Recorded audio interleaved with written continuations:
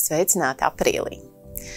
Šis ir tas gads, kad jau pēc pāris mēnešiem mums visiem atkal būs iespēja izteikt savu viedokli Švenk Latviju darbinieku apmierinātības un iesaistes aptaujā. Un tāpēc nolēmām šomēnes podcastu veltīt lielā mērā šim tematam. Kā mēs jūtamies šeit kā darbinieki, kāpēc vispār cilvēki paliek vai aiziet pie viena vai otra darba devēja, un arī uzklausījām mūsu kolēģu interesantos stāstus. Un pirmā saruna šomēnes bija Danai. Dana, pastāst lūdzu ar ko un par ko. Jā, tad es runājos ar mūsu personāla vadības ekspertu Ramonu Enbergu, un viņa pastāstīja par mums gaidāmo apmierinātības aptauju un par to, kāpēc mums tajā ir svarīgi ikvienam iesaistīties. Un sarunas turpināja Lāsma ar ārējo eksperti, un dzirdēju, ka saruna bija ļoti interesanta, tu teici, jā? Man šķita, ka saruna bija pat ļoti izdevusies, un es sarunājos ar biznesa treneri un konsultanti Janu Stroganovu, un mēs runājām ļoti daudz gan par darbinieku iesaisti, apmierinātību, labbūtības aspektiem un tiem dažādajiem iemesliem, kāpēc cilvēki izvēlas doties prom no savas izvēlētās darba vietas, kurā viņi ir strādājuši, un, protams, par tiem iemesliem un motivāciju, kāpēc palikt pie sava izvēlētā darba devēja. Paldies, Lāsma, un to visu noslēdzot, es savukārt noķēru aiz piedurknes divus mūsu kolēģus, Līgu Zīli un Imantu Treidi, kas pie mums ir tagad strādāja otro reizi, respektīvi viņi ir agrāk strādājuši, tad viņi ir nomainījuši darba vietu, bet tad atkal atgriezušies, un par to, kāds ir viņu stāsts un kādi ir bijuši iemesli, par to tad sarunājos es. Tā kā klausāmies! Pirmais deglis. Reizi 2 gados ik viens Švenk darbinieks ir aicināts piedalīties apmierinātības aptaujā. Pašreiz notiek pēdējie sagatavošanās darbi kopā ar mūsu ilgadējo sadarbības partneri pētījumu kompāniju Kantar TNS. Šķiet, tas nebūtu pārspīlēti teikts, ka mūsu uzņēmumā rūpi par šo pētījumu tur personāla vadības eksperta Ramona Enberga. Un tieši tām dēļ uzrunāja Ramonu, lai doma deglī iedegtu dzirksteli par to, kam dēļ šāds pētījums ir svarīgs. Sveika! Sveika, Dana! Sveiki, podcastu klausītāji! Ramona, pieņemu, ka šis jautājums aktualizējās katru reizi, kad tiek uzsākta apmierinātības aptauja uzņēmumā. Un tomēr, vai var pastāstīt, kam dēļ mums kā uzņēmumam ir svarīgi veikt šo pētījumu? Uzņēmumam ir ļoti svarīgi saprast, kā darbinieks jūtas uzņēmumā. Kāda ir apmierinātība ar uzņēmumu darba vidi, ar atalgojumu, ar vadītāju attieksmi, darba privātās dzīves līdzsvaru, sadarbību, kā arī komunikāciju. Bet, lai to saprastu, ir nepieciešams objektīvs mērījums. Un objektīvu mērījumu var iegūt pēc iespējas vairāk saņemot darbinieku atbilžu. Pētījums dod iespēju izteikties visiem darbiniekiem, ne tikai tiem skaļākajiem un drosmīgākajiem, kas nebaidās sniegt savu viedokli arī ikdienā. Šis, protams, nav vienīgais veids, kā mēs uzklausām darbiniekus. Ir arī vairāk citi procesi, kuros ir iespējams paust viedokli par to, kas jums ir aktuāls, kā piemēram riska kartītes vai jautājumu uzdošana atvērtajos dialogos, kā arī sapulces un arī individuālās pārunas. Bet no visiem šiem procesiem, ko jau uzskaitīju, šis pētījums mums ir visapjomīgākais, jo tajās atbildes sniedz pilnīgi visi. Un kāpēc mums kā darbiniekiem ir svarīgi iesaistīties un paust viedokli, un vai no tā kaut kas īstenībā mainās? Jā, kā jau minēju iepriekš, tad objektīvu mērījumu var sasniegt tikai tad, ja atbildes sniedz pēc iespējas vairāk darbinieku, jo tad iegūtais rezultāts ir ticams. Es domāju, ka katrs no mums ir saskāries ar situāciju, kad ir nopublicēts kāds pētījums vai aptaujas rezultāts, kas nesakrīt ar mūsu viedokli šajā jautājumā. Kad iedziļināmies tālāk, cik tad daudz ir snieguši atbildes šo jautājumu, tad respondentu skaits ir salīdzinoši neliels. Līdz ar to tad rodās jautājums, cik tad šis pētījuma rezultāts ir objektīvs. Tādēļ mēs lūdzam iesaistīties pētījumā visus darbiniekus, lai iegūtais rezultāts atbilst patiesajai situācijai. Atbildot uz tavu otro jautājumu, vai no tā kaut kas mainās, tad atbilde ir jā, mainās gan. Jo ir iespējams strādāt ar tiem problēmu jautājumiem, kas ir sasāpējuši, kā piemēram, mēģinot risināt darbinieku slodžu jautājumu, pieņemot darbā papildus darbinieks, kā piemēram mēs to darījām betonu biznesā. Vēl tā ir iespēja uzklausīt priekšlikumus, par ko paši neesam iedomājušies, bet kas arī ir svarīgi. Kā piemēru var minēt rezultātu apspriešanu Rīgas administrācijas komandā, kur bija priekšlikums biroju padarīt zaļāku. Un lūk, Rīgas birojs tagad ir apzaļumots. Nu, izklausās ļoti labi. Es domāju, ka tā ir laba motivācija mums visiem padomāt arī jau aptaujas kontekstā par lietām, kas mums tiešām ir svarīgas, un to viedokli arī paust tad arī aptaujā. Bet tas viss aiziet kopā, protams, ar manu nākamo jautājumu, proti, kāda tad īstenībā būs šī gada jautājuma aptaujā? Jautājuma bloks paliks mums nemainīgs. Tajā būs iekļauts tie paši jautājumi, kas jau bija iepriekš. Par apmierinātību, par darba vidi, par drošību veselību, par sadarbību, ētikas jautājumiem un atbildību. Mainīgi šajā aptaujā ir tikai 2 jautājumi. Kādi tie būs šajā gadā, mēs vēl patreiz neesam precīzi to noformulējuši. Kā arī paliks nemainīgs atvērtais jautājums, kur katrs var sniegt viedokli par jebkuru tēmu, kas netika iekļauts šajā anketā. Kādēļ jautājumi ir nemainīgi? Vispirmām kārtām tādēļ ir iespējams salīdzināt rezultātu ar iepriekšējiem gadiem un saprast, kur esam uzlabojuši rezultātu, vai tieši otrādi, kur rezultāts ir zemāks nekā bija iepriekš. Otrkārt, tā ir iespēja salīdzināt rezultātu ar citiem Latvijas uzņēmumiem, kuri arī veic šo pētījumu, un ne tikai Latvijas, bet arī Baltijas valstu un arī Eiropas līmenī. Un ko varbūt rāda tie mūsu līdzšinēji aptaujas datu rezultāti? Cik mēs varbūt labi vai netik labi izskatāmies kopumā un salīdzinoši ar citiem? Mums ir ļoti labs rezultāts. Mūsu uzņēmuma rādītājs 2022. gadā bija 75 indeksa punkti, kas ir ļoti labs rādītājs. Ja skatās uz kopējo rezultātu citos Latvijas uzņēmumos, tad tur apmierinātības indeks bija 67 indeksa punkti. Ja Baltijas valstu līmenī, tad tur bija 57 punkti un Eiropā ir 60. Tātad mēs esam daudz apmierinātāki ar savu darba vietu nekā citos uzņēmumos. Tas, protams, nenozīmē, ka varam atslābt un neko vairs nedarīt, ja rezultāts ir labs. To ir jāspēj arī noturēt, un ne tikai noturēt, bet arī mazliet uzlabot. Jā, es domāju, ka tas ir tā teikt visu kopīgs darbs, tā kā tu saki, ne tikai uzlabot, noturēt, un tā mūsu ikdiena, tie mazie soļi, ko mēs veicam.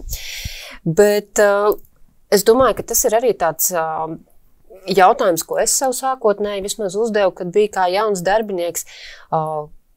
Kāpēc šī aptauja tiek veikta tikai reizi 2 gados, nevis katru gadu? Lai varētu atbildēt šo jautājumu, droši vien ir jāpastāst par to visu procesu, kā tas notiek.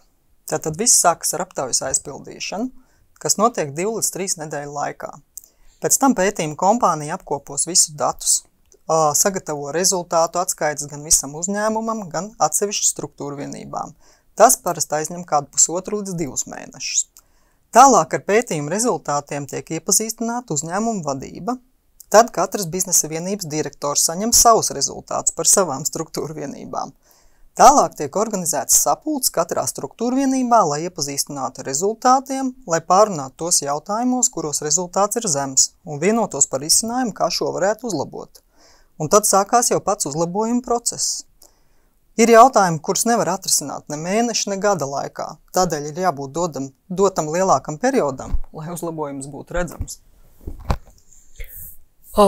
Izklausās, ka tā teikt soli pa solim, laikam tā laikietilpīgākā tiešām daļa ir tā, kas ir reālie uzlabojumi veikšana, saprast to plānu un pie viņa arī pieķerties, kur droši vien visu mūsu iesaisti ir atkal ļoti vajadzīga un noderīga.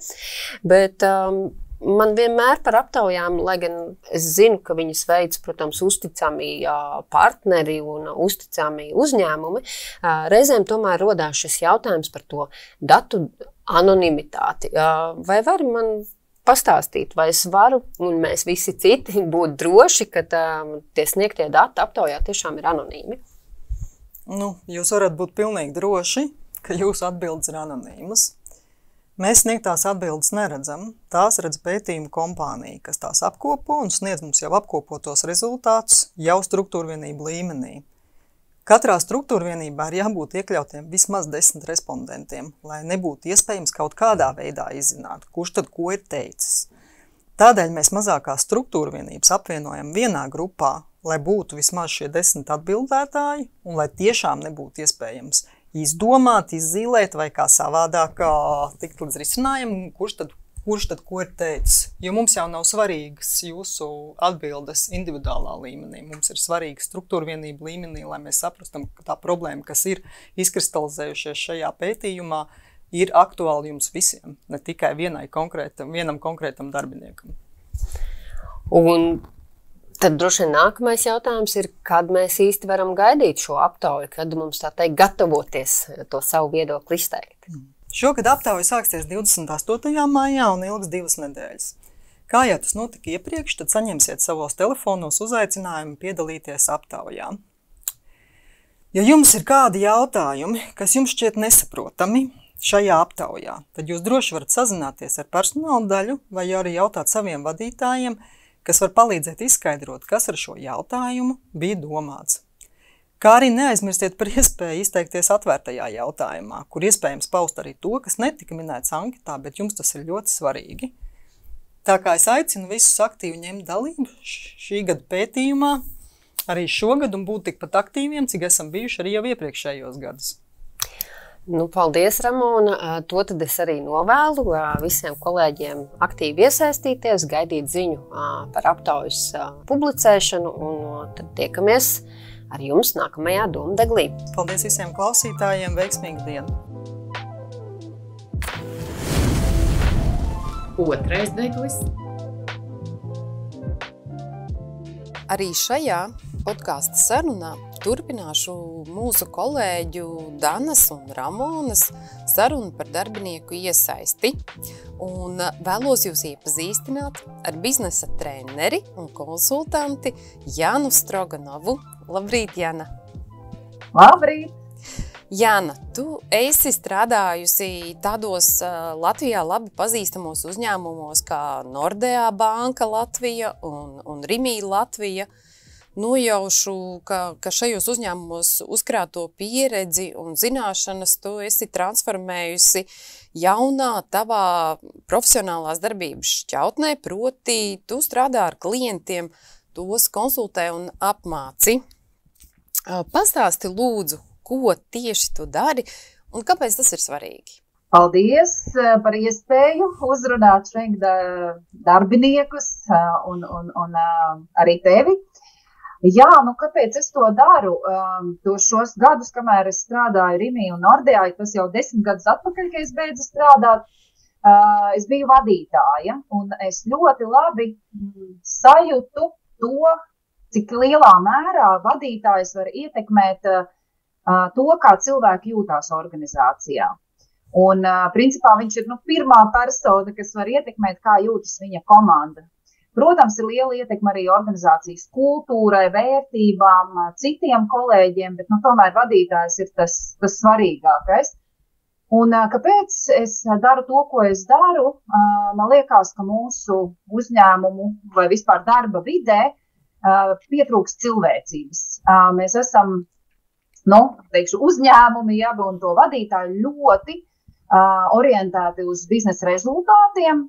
Reizēm ir sajūta, ka, ejam vienalga pāri līķiem, tā teikt. Bet tas, ko reizēm aizmirst vadītāji, kad rezultāts ir atkarīgs no cilvēkiem, un kur ir cilvēki, tur ir emocijas, ja? Un, kā saka, emocionālās inteliģences krustēls Daniels Golemans, viņš saka tā, ka cilvēki ir emocionālas būtnes, kuri dažkārt domā, nevis otrādi, kā mums liekas, ka mēs esam šausmīgi loģiski, ja? Un tās emocijas mums tikai kādreiz un traucē vai palīdz, bet īstenībā mēs esam ļoti emocionāls, un tas ietekmē to, kā mēs strādājam, kāds ir mūsu darba sniegums, kādas ir mūsu attiecības, un ne tikai darbā, bet arī dzīvē. Tāpēc es teiktu, ka mans mērķis vai misija ir padarīt darba vidi cilvēcīgāku, jeb cilvēkiem draudzīgāku. Kolosāli. Un tiešām es no visas sirds gribētu izmantot to, ka tu esi šīs sarunas biedrene, tavas zināšanas, tavu pieredzi, un tāpēc es uzreiz jautāšu savu pirmo jautājumu, proti, kādas šobrīd ir aktuālās tendences darba tirgu attiecībā tieši uz cilvēkiem, kas viņiem ir svarīgi, kad viņi domā par jaunu darba vietu vai arī, teiksim, tiem cilvēkiem, kas jau strādā ilgstoši, kas viņiem ir svarīgi? Teikšu tā, nav vienas vienotas receptes, kā lai saka, vai visiem vienādi, katram ir kaut kas savs. Bet, ja tā paskatās kopumā, tādā vidējā skatījumā, tad es teiktu, ka noteikti viens no faktoriem, uz ko cilvēks skatās, protams, ir visiem labi zināmā alga un labumi, ko uzņēmums dod. Bet es teiktu, es saucu algu par higienas faktoru, jeb tādu elementu, kuram ir jābūt godīgam. Tātad man ir jājūtās, ka man godīgi maksā, lai nav tā, ka es redzu pāri ielai kaimiņam, kas dara to pašu darbu, maksā 2 reizes vairāk. Ja? Tātad man ir jājūtās, ka man godīgi maksā. Man nav jābūt visaugstākai algai, bet godīgai. Tas, ko meklē cilvēki noteikti šobrīd pēc slavenās pandēmijas, ir elastīgs darba laiks, elastīgs darba veids, ja? Gan iespēja strādāt attālināti, gan klātienē, gan hibrīdā, kā katram ir ērti. Ja, tātad viņi meklē to elastību no darba devēja puses, noteikti spēju balansēt šo privāto dzīvi un darba dzīvi, lai nav tā, ka es visu laiku esmu darbā un par to domāju. Protams, tā ir katra sava atbildība, ja, bet lai nav tā, ka darba devējs 8 vakarā tev sūta pieprasījumus vai ne, un uzdevumus, un tu kā apzinīgs cilvēks meties un reiz dari to, ja. Un ļoti svarīgi jaunai paaudzei, ko es esmu novērojusi, ir tiešām tā darba jēga. Kāpēc es daru to, ko es daru? Ka manas vērtības kā personībai sakrīt ar uzņēmumu vērtībām. Lai nav tā, ka es, piemēram, esmu tur kaislīgs dzīvnieku aizstāvis, ja, un es redzu, ka man darba devējs tur piesārņo upes vai ne, un nezinu, izcērt mežus, un tādas lietas, ja, kad manas vērtības ir saskaņā. Un, protams, arī ļoti svarīga ir izaugsme un attīstība, un šeit es nedomāju to, ka visi grib būt karjeristi, ja, un nonākt pašā spicē. Yeah. Īsti nē, cilvēki vairāk grib attīstīties reizēm pat varbūt horizontālā veidā, vai ne, audzējot savas prasmes. Un to arī prasa darba tirgus, ja, mākslīgais intelekts maina ļoti daudz šajā brīdī, ja, un mums ir nepārtraukti jāmācās. Un tas ir tas, ko arī cilvēki meklē, ka darba devējs atbalstīs manu vēlmi mācīties. Tā es teiktu. Un vēl viena lieta noteikti ļoti svarīga, ko nedrīkst nepieminēt, ir psiholoģiski droša darba vide. Ka es varu darbā būt tas, kas es esmu, es varu izteikt savu viedokli, par to man neviens nedos pa galvu, ja, vienkāršā valodā sakot, nevainos vai ne, es drīkstu kļūdīties un mācīties no šīm kļūdām. Tā, ar to domājot, kas ir psiholoģiski droša darba vide. Super, tagad mēs noskaidrojām, ko tad grib darbinieks, bet realitātē praksē, ko tad piedāvā darba devējs? Zini, nevis viss, bet daudz, kas ir atkarīgs no nozares. Ja, ir nozeres, kurās tiešām līmenis ir ļoti augsts, ja, īpaši tur, kur es varbūt biežāk apgrozos bankas, apdrošināšanas, sabiedrības, starptautiskie uzņēmumi. Tur tiešām tas līmenis ar katru gadu es redzu, ka aug. Ja. Protams, uzņēmuma lielums, vai tas ir privāts uzņēmums, vai nekāds ir viņa budžets, tur tad atšķirības ir. Ja. Tur reizēm uzņēmumi cīnās par izdzīvošanu, ja, un tad, par labumiem ir grūti runāt darbiniekiem. Noteikti es teiktu, ka tas, tā labumu groza apjoms noteikti pieaug, tiešām vairāk par to domā, bet atkal, paskatoties, es teiktu, tiešām starptautiski turīgi uzņēmumi, kuriem ir, mātes, kā lai saka, organizācijas daudz par to domā un arī liek savām vietējām filiālēm par to domāt. noteikti dara daudz vairāk varbūt nekā mazāki Latvijas izcelsmes uzņēmumi. Diemžēl tā ir. Protams, nesaku, ka visi, bet tā, ja tā sadala lielās grupās, es teiktu, ka vairāk tādi starptautiskie domā un ieguldās darbiniekos nekā vietējie. Bet, protams, ir arī patīkami izņēmumi.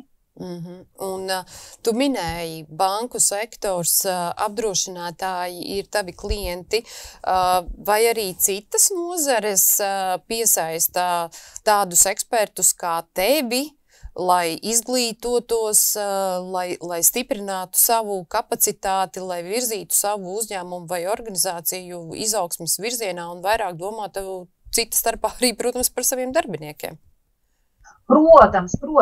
Vienkārši es esmu redzējis, ka tur tas līmenis ir krietni augstāks. Ja?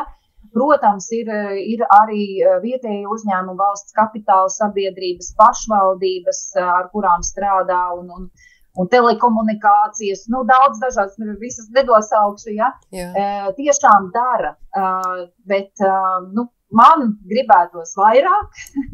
Man gribētos, lai tas, par ko mēs runājam mācībās, tiek arī realizēts dzīvē, bet te man bieži vien atdurās pret tā, ka personāla vadības cilvēki grib, bet varbūt paši svarīgākie, galvenie cilvēki, kuriem jārāda ir piemērs, vēl nesaprot to ietekmi, ko dod tas, kad mēs vismaz labi izturamies pret saviem cilvēkiem, ar cieņu un tā.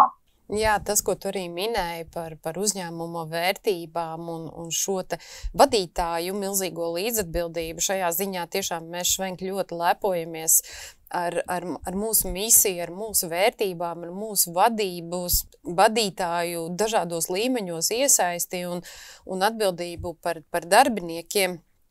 Un par to arī, protams, liecina tas, ka mums darbinieku vidējais darba stāsts ir 8,5 gadi.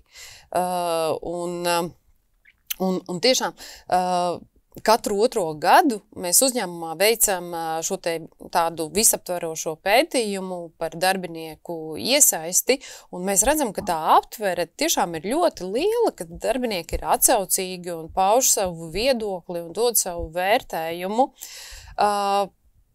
Atkal jautāšu tev kā ekspertam par iesaisti. Kas tad īsti ir tā iesaiste un runājot par iesaisti, kas to nosaka un no kā šī iesaiste ir atkarīga? Tā iesaiste ir interesants vārds. Ja? Viņš tā kā savā tajā vārda uzbūvē ieliek tādu tā kā rīcību, ja? Ka mums vajadzētu iesaistīt kādu. Bet tā kā es saprotu iesaisti, ka tas mūsu uzdevums kā organizācija, kā vadītājiem nav noķert kādu un tagad viņu iesaistīt. Ja? Mūsu svarīgākais ir uzdevums veidot organizāciju, komandas, kuras ir aizraujošas, piepildošas, jēgpilnas, foršas, kur cilvēkiem patīk būt. Un tad tā iesaiste rodās pati no sevis. Ja? Tā kā mums ir tas svarīgākais kā vadītājiem un uzņēmumiem ir radīt to vidi, kurā cilvēkiem patīk būt. Un tur tad ir tie daudz dažādi aspekti, ja? Gan domājot par darba fizisko vidi, ja? Kādas ir telpas, ja, tur, kad ir atpūtas telpas, virtuve, kur es strādāju, un kad man ir stāvgaldi un sēžam galdi, un kad tas ir viss regulējums, tādas fiziskās lietas, kad arī, piemēram, krāsas ir foršas, ja, tajā darba vidē, kas veicina radošumu, vai arī tieši pretēji, kad jābūt ir, piemēram, zemāki griezti, tieši labāk paglīdz kognitīvām spējām, ja ir augsti griezti, tad labāk cilvēki ir radošāki. Tur daudz dažādi elementi, ja, augu klātbūtne un tā. Tad vēl, protams, ir arī visi tie faktori, kas saistās ar algu, atalgojumu, novērtējumu, kad nav tikai, man jābūt pateicīgai, ka man ieskaita algu, ja, kad man arī regulāri pasaka paldies, paslavē, ja, redz mani, ievēro, ko es esmu sasniedzis un to arī novērtē. Un, protams, vēl kas to vidi dara foršu, ja, ir arī pats pats cilvēks kā tāds, nu, viņa motivācija, vai viņa vērtības atbilst uzņēmuma vērtībām, par ko jau es arī runāju, ja? Vai tas, kādā darbā es esmu, atbilst manām prasmēm, ja? Un vai es jūtos piepildīts tur un šajā darba vietā, ja? Un tas arī, protams, veicina manu iesaisti, ja? Un, protams, nu, ļoti liels faktors, kā es pašā sākumā teicu, ir vadītājs, ja? Cik, nu, kā lai saka, cik labi viņš vada, ja? Kāds ir viņa vadīt prasmes, vai viņš rāda piemēru ar savu rīcību, ko viņš sagaida no saviem cilvēkiem, vai arī vārdi ir vieni, rīcība ir atkal savādāka, ja? Vai viņš uzticās taviem cilvēkiem, ciena viņus un tā tālāk. Tā kā, nu, tur ir tie vairāki aspekti, kas palīdz radīt to vidi, kurā cilvēki, nu, es teikšu, kā ziedi var uzplaukt. Tik brīnišķīgs salīdzinājums. Bet, zini kā, es esmu diezgan daudz arī tā, nu, savā prātā aizdomājusies, ņemot vērā to, ka, nu, katrs no mums kaut kādā savā dzīves brīdī izdomā mainīt vai nodarbošanos, vai vienkārši darba devēju, bet paliek tajā pašā tā kā nozarē, vai aptver to pašu profesionālo jomu, ko cilvēks ir vai studējis, vai ilgstoši tajā jomā ir strādājis. Un tad man īsti nav skaidrs, kas ir tie galvenie motivatori, kāpēc cilvēki, nu, kaut kādā savā dzīves brīdī izdomā mainīt darbu, ja, jo cilvēks nostrādājis tur 20 vai 11 gadus, ja, nu, acīm redzot, viņam visu laiku bija labi, bet kas pēkšņi ir mainījies, vai cilvēks ir aizgājis un atkal atgriežas pie sava tā bijušā darba devēja, ja, nu, kas ir tie motivatori, kas cilvēkam, nu, tā kā, nu, motivē viņu palikt, vai tieši otrādāk motivē viņu kaut ko mainīt? Nu, tas ir ļoti individuāli. Es teikšu, vai ne katram ir kaut kas savs. Nu, vismaz no savas pieredzes un no cilvēkiem, ko es redzu apkārt, nu, numur viens faktors, un kur arī saka pētījumu, numur viens faktors, kāpēc cilvēki paliek vai maina darba vietas, ir vadītājs. Tomēr. Jā. Nevis alga. Nevis alga, tas ir vadītājs, ja? Jo, nu, kā smējās, ir arī tāds teiciens, ka cilvēki nāk uz organizāciju, bet aiziet no vadītāja. Tad, jā, nu, tas ir tipiskais. Protams, ir arī situācijas, ka vadītājs ir foršs, bet, nu, tev citā vietā piedāvā lielāku amatu, jā, labāku atalgojumu un tādas lietas. Nu, protams, tas arī motivē un tu gribi iet un sevi izaicināt un tā. Tā kā tas, nu, tie ir tādi aspekti. Nu jā, cilvēkiem, nu, noteikti ilgtermiņā, ja mēs tā paskatāmies, ja es daru pa lielu algu darbu, kas man nepatīk, nu, ilgtermiņā tas mani grauj, man, nu, jā, tīri psiholoģiski es jūtos sliktāk, un tad es varbūt esmu gatavs iet kaut kur, ja, kur varbūt zemāks atalgojums, bet foršāka darba vide, foršāki cilvēki, foršāks arī darbs, ko es daru, ja, man viņš vairāk patīk. Yeah. Tā kā es teiktu, ka tās ir tās svarīgākās lietas, tas vadītāja aspekts. Un viens interesanta grāmata, varbūt, ko kādreiz var paskatīties, ir Patrika Lencioni grāmata 3 nožēlojama darba sindromi.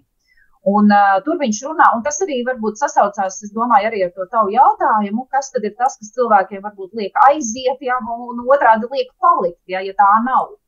Tātad tie 3 nožēlojamie darba sindromi ir anonimitāte, nu, piemēram, sajūta, ka mani darbā neviens neievēro, nepazīst, ja, nu, ka es esmu, jā. Tad otrs ir nevajadzība, nu, principā katram būtu jāzina, ko viņa darbs nozīmē, ja, kāda ir tā darba vērtība. Ko es dodu uzņēmumam vai varbūt sabiedrībai, ja, plašākā mērā skatoties.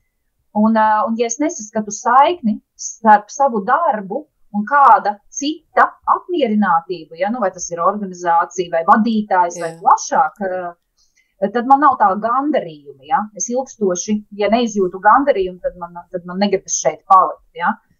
Un trešais ir nespēja novērtēt padarīto. Un te ir svarīgi tas, ka darbiniekam pašam ir jāspēj izmērīt savu progresu un ieguldījumu līmeni. Ja? Kad nav vienmēr jāgaida, kad man vadītājs atnāks un paslavēs, protams, tas ir patīkami un tas ir vajadzīgi, Bet, kad es arī katras dienas beigās, vai vismaz nedēļas beigās, varu sev pasist pa plecu un pateikt, klau, Jāna, šonedēļ tu dušīgi labi pastrādāji, jo man ir kaut kādas mērvienības vai faktori, pēc kuriem es varu pats sev vērtēt. Ja? Jo ir skaidrs, ka vadītājs nevar vienmēr būt klāt un nevar vienmēr paslavēt. Ja? Situācijas ir dažādas. Bet es esmu iedevusi savam darbiniekam instrumentu, pēc kura viņš var pateikt, ka viņš labi strādā, vai vajadzētu bišķiņ pieraut vēl klāt. Ja? Tā kā tie trīs tādi tiešām jau pētīti un atklāti sindromi, kas parāda, vai kā darbinieks jūtās darbā. Un kā nevajadzētu viņam justies darbā. Tā. Tiešām kolosāli. Un man ļoti patika tas, ko tu teici, ka cilvēks iet strādāt tā kā uz konkrētu vietu, jā, vai tas ir uzņēmums, vai iestāde, vai organizācija, bet projām jau vieta no vadītāja. Protams, vadītāji visbiežāk ir kaut kādā hierarhijā un ir tiešais vadītājs, un pēc tam ir kāds departamenta direktors, un tad ir visaugstākais vadītājs. Vai tev ir tādi novērojumi vai informācija par to, kas ir tie visbiežākie iemesli, kāpēc var sabojāties attiecības, komandā vai lielākā kolektīvā, kas tad beigās kalpo par iemeslu tam, ka cilvēks vienkārši aiziet prom no uzņēmuma? Noteikti ir lietas, ko es jau minēju, tie trīs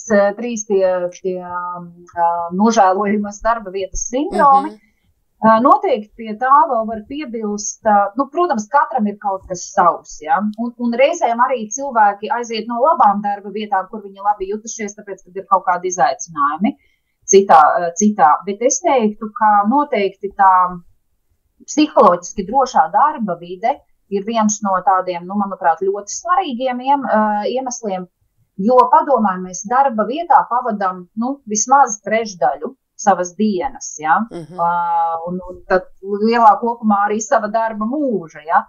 Un jautājums, cik ilgi es varu uzturēties kaut kādā toksiskā, stresa pilnā, nedraudzīgā darba vidē. Ja?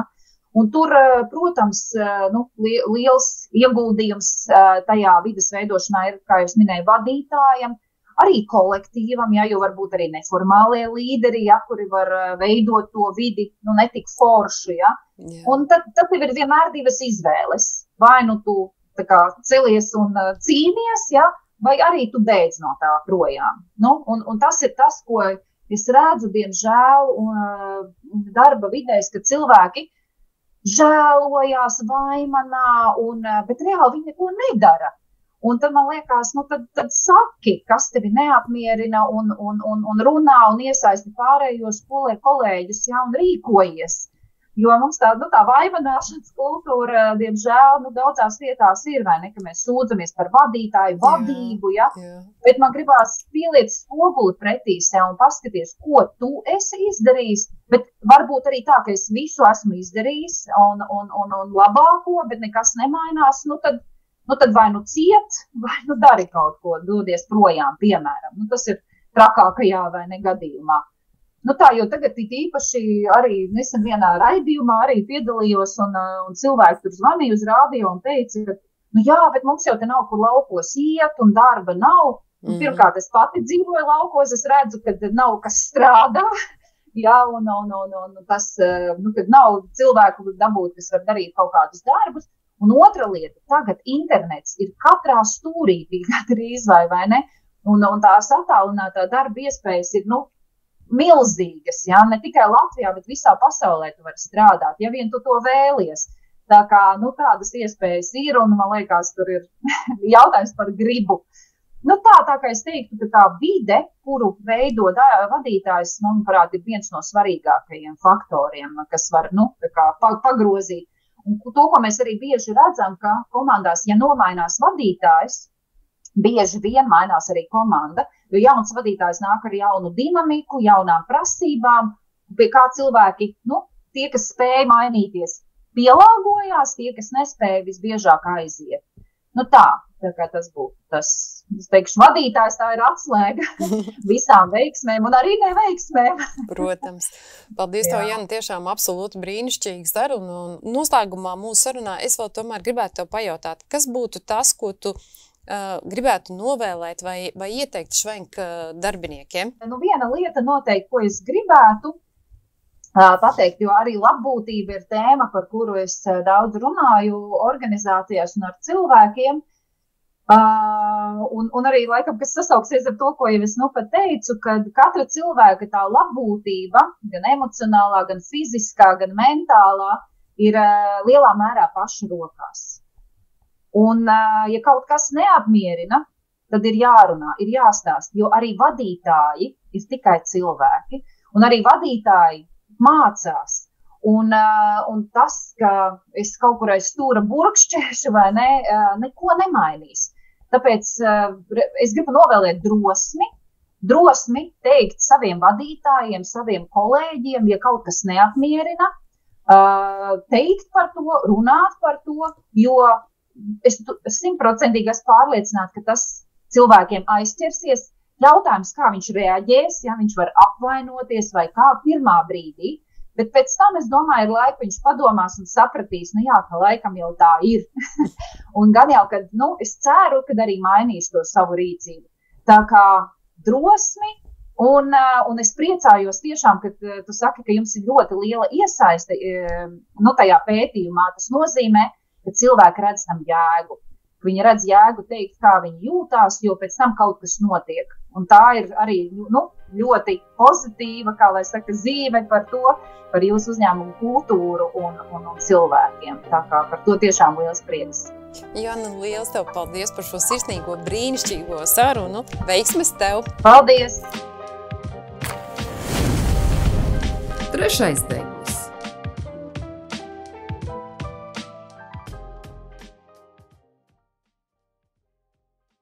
Mūsu komandā ir vairāki kolēģi, kas reiz jau strādājuši uzņēmumā, tad aizgājuši no tā un tad nolēmuši atgriezties.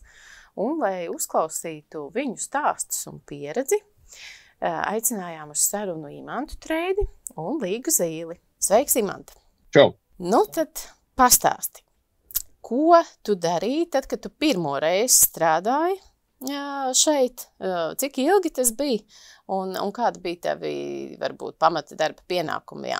Pirmo reizi es strādāju Brocēnu cementu rūpnīcā, vairākus gadus remonta dienestā, dažādās pozīcijās, un tad pēdējos gadus projektu un procesu departamentā. Nostrādāju gandrīz 10 gadus, tur 9 ir astīti. Tas ir pietiekami ilgi. Un tad tur dažādu apstākļu dēļ izlēmu kaut ko pamainīt dzīvē un uz pāris gadiem atstāju šo iestādi. Ok, un ko tu teici dažādu apstākļu dēļ, vai tu vari ieskicēt, kaut kā tā ļoti vispārīgi, jā? Vai tev šķita, ka tev gribās kaut ko pamainīt, lai tur profesionāli augtu, vai tev vienkārši bija apnicis vienā darba vietā, vai varbūt tev bija kāds foršs piedāvājums tajā brīdī? Tur bija rūpnīcā tajā laikā mūsu tajā departamentā plānojās reorganizācija. Un tā kā es jau tur biju gandrīz 10 gadus nostrādājis vienā vietā, man kaut ko gribējās dzīvē pamainīt. Un kaut kādā brīdī man tur atnāca piedāvājums no citas vietas, un es vienkārši aizgāju. Tā kā tur nebija nekādas tiltu dedzināšanas, nekas tāds. Tas bija vienkārši tāds mans personīgs lēmums. Un ko tu darīji starplaikā? Vai pēc aiziešanas no rūpnīcas? Jā, tu teici? Es strādāju uzņēmumā, kas ražoja un tirgoja 3D printers un ar to saistītas iekārtas. Sākotnējos gadus 2 es tur darbojos kā izstādes nodaļas vadītājs, un pēc tam es tur strādāju par uzņēmumu vadītāju. Un cik gadus tu tur nostrādāji? Tur es pavadīju kopā 5, 6 kaut kur tā. Un tad? Tu nolēmi atgriezties? Kā tas notika? Tas mums vairāk interesē. Un tad, jā, tur vairāk apstākļu saktības dēļ es biju ārkārtīgi nogurs, jo es, principā, tur strādāju 16 stundām dienā. Es izlēmu, ka man vajag atpūsties. Es aizgāju no tā uzņēmuma, vasaru atpūtos, un tad rudenī sanāca tā, ka es atgriezos šeit. Nu, bet pastāst, bišķiņ tomēr vairāk man interesē, bija sludinājums vai kolēģi zināja, ka tu esi atbrīvojies un zināja tavas prasmes un mērķtiecīgi uzrunāja tevi atgriezties, vai tu mērķtiecīgi vērsies, zinot, ka te ir forši un ka tu varbūt atkal gribi pamēģināt kaut ko cementu un betonu ražošanā? Bija sludinājums, es ilgu laiku domāju, vai pieteikties vai nē, jo es zināju to darba apjomu, slodzi, tos stresus, kas ir šeit, bet pēc tam mana dzīves biedra man tur, teiksim tā, pamudināja, un es beigās pieteicos, un tā nu es esmu. Un tagad, ko tu dari?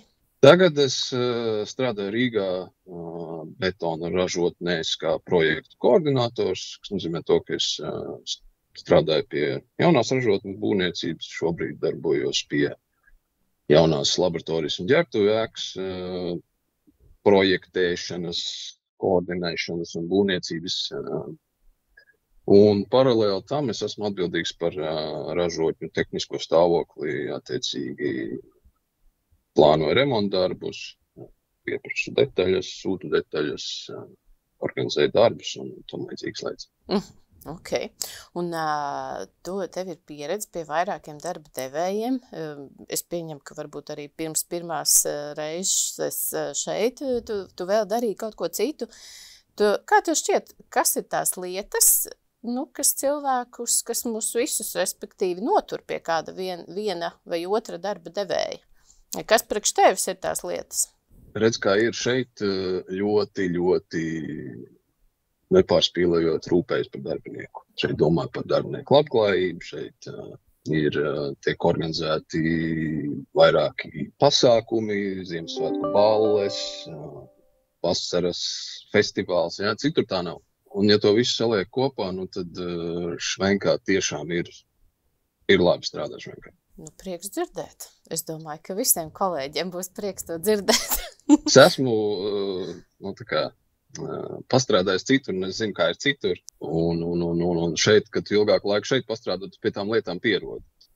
Bet šeit tiešām rūpējās par darbinieku. Man jautājumi ir beigušies. Mēs tev stāstu esam uzklausījuši. Paldies tev! Sveika, Līga! Sveiki! Pastāsti, ko tu darīji, kad tu strādāji šeit pirmo reizi? Cik ilgi tu nostrādāji, kā pagāja tava ikdiena, un ko tu vēl par to laiku atceries? Tā pavisam īsi es atceros, ka tajā laikā es biju aktīvos darba meklējumos, es biju visās online vietnēs izvietojis savu CV, un mani arī toreiz Cemeks uzrunāja, sazinājās ar mani, aicināja mani uz pārunām, un es atceros, tajās pārunās jau man likās tā ļoti sakarīgi, it kā HR nodaļa, bet tik labi tur izstāsta visu par struktūru, par tā kā parasti tur tā kā it kā nē, un izrādījās, ka Linda Šetler kādreiz bija tieši to nodaļu vadījusi, kuras vadītāja tika meklēta, un tāpēc arī viņai bija tik loģisks un sakarīgs skaidrojums, ka man, teiksim, par to pašu darbu un darbu uzdevumiem man galīgi nebija nekādu ne šaubu, ka es tur nevarētu, vai kā es domāju, jaunas lietas, protams, var iemācīties. Tad es arī tur veiksmīgi laikam izturēju konkursu un tiku pieņemta darbā. Nostrādāju, man liekas, tajā pirmajā reizē, vai kā es saku, pirmajā metienā, plus mīnus 3 gadi, man liekas, bija. Un vadīju es nodaļu, kas bija atbildīga par kreditoriem, debitoriem un visu tādu naudas pārvaldību. Tur tajā laikā vēl arī mazliet ietilpa visa veida apdrošināšanas, kādas mūsu uzņēmumam ir, un tur vēlāk viņi tur mainījās struktūrāli tās atbildības. Bet tā pa lielam man bija tātad jābūt atbildīgai par visām izdejošām un ienākošām naudām, ja tā var teikt. Ikdiena bija interesanta, sākumā bija tā, kā jau vienmēr, ka tev ir jāiepazīstās ar jauniem cilvēkiem, un ir tā, ka to savu darbinieku nodaļu nevis es esmu izveidojusi un noformējusi, bet es atnāku pie esošas, un tad man ir tā kā, jāvar saprast, ko kāds cilvēks dara, kāds ir viņa raksturs, kā tur sastrādāties, un arī mēs bijām, pareizāk sakot, Cemeks bija tikko laikam mainījis kārtējo reizi to ERP sistēmu, kaut kāds upgrades bija sapam vai kaut kas tāds, un es vienkārši jūtu, ka ir kaut kāds tāds nenormāls pēc stresa periods, un es biju atnākus, ka burtiski jau laikam jau tur jau viss jau sāka plus mīnus strādāt, kā vajag tajā sistēmā, bet cilvēki bija tad ļoti uzvilkušies. Bet man jāsaka tā, ka man ļoti ātri patikās tie cilvēki, ar kuriem man bija jāstrādā. Tā man patika, tā ikdiena bija tāda, kā jau ar dažādiem izaicinājumiem, tā, bet, principā ļoti sakrīgi. Man ļoti patika, ka es varu strādāt tādā uzņēmumā, kas ir, ražošanas uzņēmums, un kur tu vari, tev ir iespēja, izsakot vai saprast, censties saprast un apjēgt visu procesu no nulles līdz gala produktam. Tas man tā ļoti patika. Bet tomēr pēc tiem 3 gadiem tu nolēmi darba vietu mainīt. Kas notika? Pareizāk sakot, es pat nenolēmu mainīt, cik es nolēmu aiziet. Bija tā, ka to nepilno 3 gadu laikā, laikam mums bija tādas, es nezinu, domstarpības vai kaut kādas uzskatu nesakritības, darba stila uzskatu nesakritības ar vadītāju, un es nezinu, es tajā laikā izdomāju, ka šādu izaicinājumu es negribu pieņemt, kā vienkārši mēģināt kaut kā izturēt to visu, un es domāju, labāk ļaušos kādam citam izaicinājumam, un tad es vienkārši devos prom. Un te skaidrības labā droši vien mums jāpasaka, ka vadītājs vairs nestrādā uzņēmumā, un tas arī nav Latvijas kolēģis, līdz ar to nav jāmēģina saskatīt līdzības vai uzminēt. Nē, noteikti nevajag meklēt līdzības, jo tagad ir ļoti, ļoti labi. Tiešām viņa vairs te nav. un tad par to atgriešanos. Un tad sanāca tā, kad aizejot, pat īsti nezinot, man tika tā kā piedāvāts viens jauns izaicinājums tajā starposmā starp manu, kā saka, pirmo un otro metienu, ja. Es aizgāju pilnīgi citā priekš sevis jomā, es uz kādu laiku pārcēlos dzīvot uz Liepāju, un tur bija tie mūža izglītības mācības pieaugušajiem, un tajā kontekstā es mācīju zviedru valodas kursus un tādiem iesācējiem to pirmo līmeni, jo tur līdz tām 150 vai cik akadēmiskajām stundām cilvēks var mācīt, ja viņam ir augstākā izglītība, bet nav pedagoģiskās izglītības, jo pedagoģiskā izglītība man nav, ja, un tad, tādā universitātē es tāpat varētu, mācīt tikai kaut kādu to īso posmu, cik tur to var darīt bez pedagoģiskās izglītības. Tas bija, protams, izaicinājums pats par sevi vispār, ja, tāds, kaut kādi pieauguši cilvēki paši tur izvēlās, ka viņi tie nāks, viņi tur ir kaut ko iemācīties zviedriski, tur es nezinu, kaut ko runāt, saprast katram kaut kādu savu mērķi, kāpēc viņi to grib. Un tā, jā, tā kā tas bija tā. Un tad man tur bija viens pavasara kurs, un tad tur bija viens rudens kurs, un tagad es atceros, ka bija tas rudens kurs tur iet, un es kaut kāds numurs man tur zvana, bet nav laika lekcijas, man būs starpbrīdis, paskatīšos, skatos, neticu savām acīm, Ramona man ir zvanījusi. Es mums ar lielu prieku atzvanu, saku, Ramona, čau, tā un tā. Viņi saka, es tev gribēju teikt, ka tas vadītājs vairs pie mums nestrādā, varbūt tev ir kāda vēlme, tā kā, padomāt vai nākt atpakaļ, mums tur tai nodaļā vajadzīgs ir atkal vadītājs, tai pašā nodaļā ar tiem pašiem cilvēkiem, ar kuriem es strādāju. Un es tā, labi, ar šito domu, kā es saku, ir jāpārguļ. Un, protams, ka man nebija, ilgi domāt man nevajadzēja, jo man jau kopumā ļoti patika strādāt šeit, un man patika arī tie kolēģi, un tā sanāca, ka es ļoti labprāt piekritu atgriezties. Un tad atkal izgāja tur tāds mazs pāruns, un ko tur vajadzēja, laikam visi atzina mani par vēl diezgan normāli, ka var nākt atpakaļ. Tā, es atgriezos, un tagad strādāju savu otro metienu, jau arī gandrīz vai jau no 17. gada laikam sanāk, jau kāds laiciņš iet. Tā, jā. Un pastrādājot tādos dažādos uzņēmumos, gan jau, ka pirms pirmā metiena tev arī vēl bija kaut kāda cita pieredze. Tev ir kaut kāds tāds kopsavilkums, kas ir tās pamatlietas, varbūt arī priekš tevis, vai varbūt kopumā tev ir kāds komentārs, kāpēc cilvēki paliek pie kāda darba devēja, vai kas ir tās lietas, kas notur un kas palīdz justies labi? Es domāju tā, viens varētu būt cilvēka raksturs, jo ir tāda tipa cilvēki, kuriem tāda baigā pārmaiņu padarīšana vispār nepatīk. Un ja viņam patīk savs darbs, viņš ir gatavs paciest ļoti daudz, ko viņš varbūt tur, es nezinu, nav apmierināts, mazums. Bet cilvēks ir tāds, pamatdarbs ļoti patīk, strādāt patīk, pārmaiņas nepatīk, un viņš būs un paliks, un tas nemaz nav tas sliktākais, tas pat bieži vien ir diezgan labi, ka tā ir, jo tie cilvēki, viņi ir gājuši cauri visādām pārmaiņām, kas ir saistīts tieši ar viņa tiešo darbu tajā uzņēmumā. Viņi arī zina daudz un zina labi un tā. Bet tad, es domāju, viennozīmīgi katram cilvēkam ir svarīga tā vide, atmosfēra, kurā tu strādā, protams, tas saucamais mikroklimats, kur, es domāju, ir noteikti cilvēki, kuriem ar to arī pietiek, lai mainītu vai gribētu darīt kaut ko citu.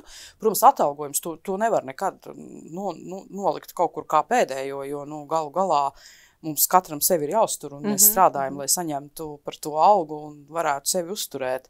Bet tad ir atkal tā, arī varbūt ir atkarīgs no cilvēka vecuma, vai, teiksim, jo tu esi jaunāks, jo tu biežāk mainīsi tos darbus, jo varbūt kaut kas sapnī gribās kaut ko pamēģināt, tu pats vēl īsti nesaproti, ko tu gribi un tā, bet, tādā plus-mīnus nobriedušā vecumā, man liekas, es nezinu, ja cilvēkam gribās tādu pamatīgāku izaicinājumu, vai viņam ir kaut kāds tāds savs mērķis, tur kāpt augstāk, es nezinu, pa karjeras kāpnēm, tā kā viņš vai viņa to redz, un ja viņam tas, tā kā esošā darba vide viņam šķiet to nepiedāvā, tad es varētu iedomāties, tas būtu vēl viens ļoti tāds, būtisks iemesls, kāpēc varbūt cilvēks gribētu mainīt darbu. Tā. Un kas ir tās lietas, kas tagad tev patīk šajā metienā strādājot šeit? Es teikšu tā, ka man liekas, ka tā mūsu kļūšana par švenku kaut kādā mērā ir bijusi viena tāda lieliska lieta. Viens ir tas, man ļoti patīk tā visa attīstība, kas uzņēmumam ir iespējama pateicoties, protams, līdzekļiem, kurus var investēt attīstībā. Es teiktu tā, es esmu šur un tur strādājusi, un vienmēr jau var teikt, katrā vietā jau var atrast bardaku, bet, ziniet, mīļie, aiziet kaut kur citur un paskatieties, kas ir bardaks. Iepratim, es teiktu, diezgan labai sakārtotībai, tik lielā tādā uzņēmumā, kur mēs tā kā varētu iedomāties, ka, tur uz katru soļu varētu būt kaut kādas, tur, es nezinu, neizdarības problēmas vai vēl kaut kas, bet, pa lielam tas, ka šeit, teiksim, ir procedūras, ir darba instrukcijas, ir kaut kādas kārtības, kuras tiešām ir saistošas, un cilvēki viņas arī ievēro, un līdz ar to ir skaidrs, kas no kā izriet un kāpēc. Tas nemaz nav maz, tas ir īstenībā ļoti, ļoti labi. Tas mani ļoti apmierina šajā uzņēmumā. Joprojām es teikšu, ka tā mana tiešā komanda, man liekas, vienkārši superīga. Man, godīgi sakot, ja man būtu jāiet prom, man tādēļ būtu visvairāk žēl droši vien aiziet šobrīd, jo, cilvēki ir tik atbildīgi, tik tādi, pastāvīgi un gatavi risināt tur kaut kādas ikdienas problēmas, kas rodas, ka, viņiem ir tā ļoti patīkami sastrādāties, un nav jau tā, ka man nekas nav jādara, tāpēc, ka viņi ir tik šausmīgi pašizdarīgi, vai ne, bet, tas ir daudz labāk nekā, tur ar stibiņu kādam stāvēt pie ribiņas, kā saka, ja. Tā. Arī esošā vadība man ļoti patīk, tā labi ir, tā kopēja atmosfēra, man liekas, ir ļoti laba. Prieks dzirdēt. Tā, jā. Ļoti iedvesmojoša un priecīga saruna. Paldies. Paldies arī klausītājiem, un paldies tev, ka padalījies. Ar prieku. Jau uz tikšanos atkal. Jā, atā.